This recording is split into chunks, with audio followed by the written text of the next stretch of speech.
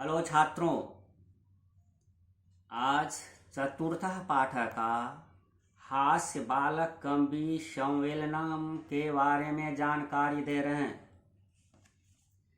विविध वेशभूषाधारिणः चत्वारः बालकवयः मंचस्य उपरि उपविष्टाः सन्ति।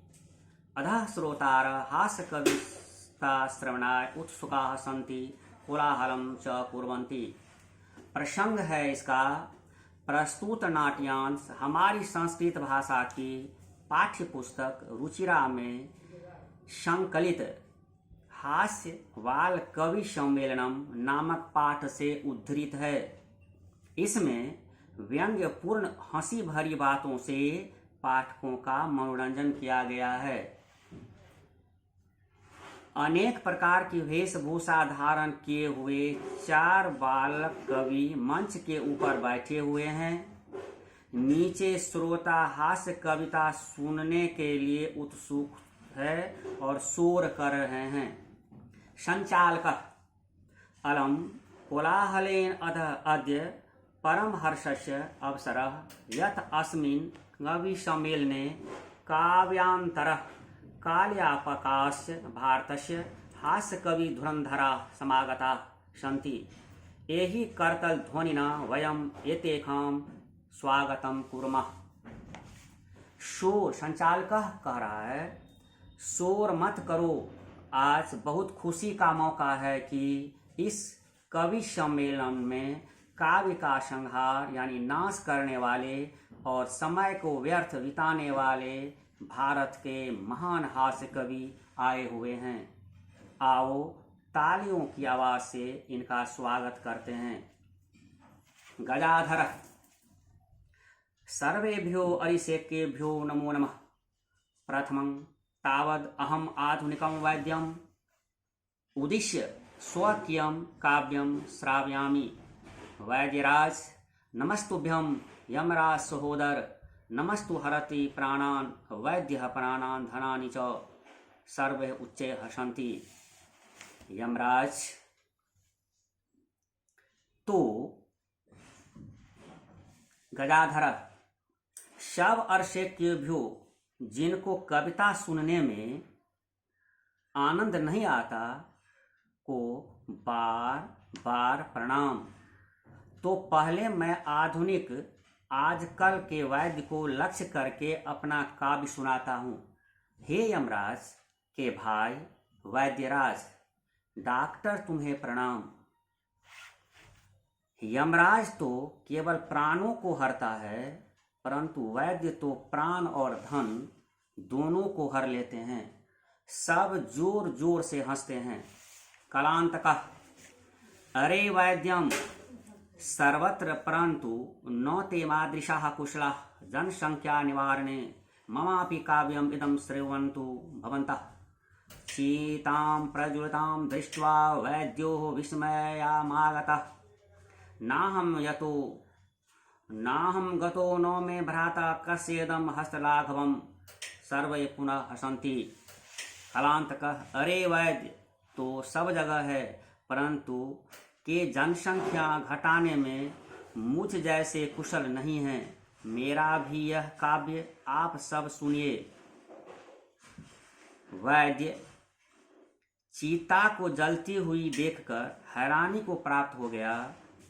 न तो मैं गया और न ही मेरा भाई गया, फिर यह किसके हाथ की चतुराई है। सह पुनः हंसते हैं।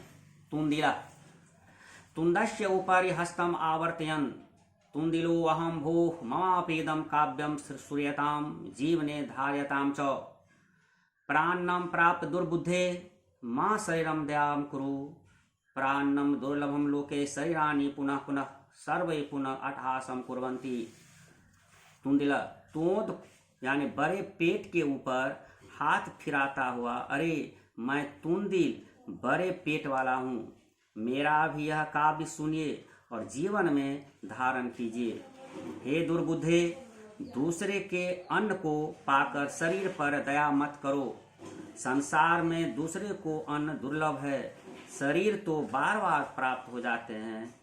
शव फिर अट्टहास और जोर जोर से हंसते हुए कहते हैं। चार्वाकः आमां शरीरस्य पोषणं सर्वथा उचितमेव यदि धनं नास्ति तदा ऋणं कृत्वापि पौष्टिकः पदार्थः एव भोक्तव्यः तथा कथयति चार्वाकः कवि यावत् जीवेत सुखम जीवेत ऋणम कृत्वा घृतम पिबेत। चार्वाक हाँ, शरीर का पोषण सभी प्रकार से उचित ही है। यदि धन नहीं है तो ऋण करके भी पौष्टिक पदार्थों का भोग करना चाहिए। ऐसा ही चार्वाक कवि कहते हैं। श्रोतारः कवि कहते हैं जब तक जिए सुख से जिए, चाहे ऋणम करके भी घी ही पिए। श्रोतागण तर्हि ऋणं प्रत्यर्पणं कथं। चार्वाक श्रूयतां मम अवशिष्टं काव्यं घृतं पीत्वा श्रवणं कृत्वा ऋणं प्रत्यर्पयेत जनः। काव्य पाठ श्रवणेन उत्प्रेरितः एक बालको अपि आशु कवितां रचयति हास्यपूर्वकं च श्रावयति। श्रोतागण तब ऋण का बदला कैसे होगा। चार्वाकः मेरी शेष कविता सुनिए। घी पीकर परिश्रम करके व्यक्ति ऋण उतार दे। काव्य पाठ सुनने से उत्प्रेरित हुआ एक बालक भी आशु कविता की रचना करता है और हंसी के साथ सुनाता है।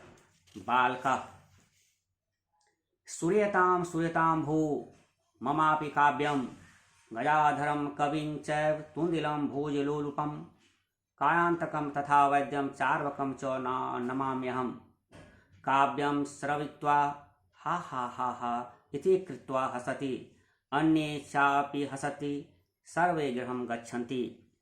बालक सुनिए सुनिए, अरे मेरा भी काव्य गजाधर, यमराज, कालांतक तक और अन्न के लालची तुंदिल और उसी प्रकार 10वें ग्रह धुंध ग्रह को मैं प्रणाम करता हूँ। काव्य कविता सुनाकर हा हा हा इस प्रकार करके हंसता है और दूसरे भी हंसते हैं और बाहर निकलकर सब घर चले जाते हैं।